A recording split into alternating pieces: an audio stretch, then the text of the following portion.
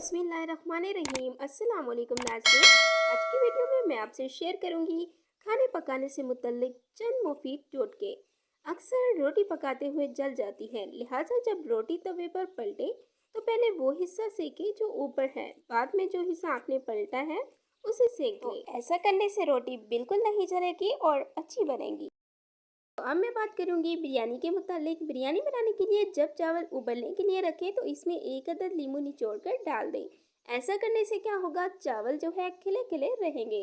आमतौर पर बिरयानी में दम देने से पहले जर्दा रंग पानी में घोलकर छिड़क देते हैं, लेकिन अगर एक प्याली में एक नींबू का रस निकाल कर इसमें हिस्बे मंशा जर्दा रंग शामिल करके प्लस की शक्ल में छिड़कें तो बिरयानी का जायका दोबाला हो जाएगा।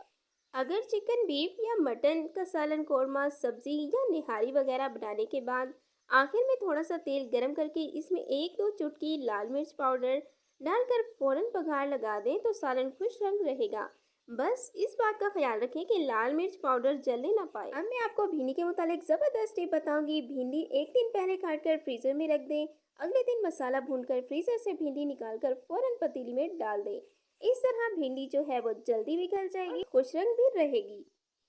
बेसन की रोटी बनाते हुए एक टमाटर चॉप करके डालने से बेसन की रोटी जो है बहुत ही मज़ेदार बनती है। बहुत ज़बरदस्त टिप है, ज़रूर ट्राई कीजिए। लास्ट में मैं आपसे एक और ज़बरदस्त टिप शेयर करूंगी कि जब आप आटा गूंदें तो आटा गूंदते हुए अगर इसमें थोड़ा सा दूध डाल दिया जाए तो रोटी जो है वो बहुत ही नरम रहती है।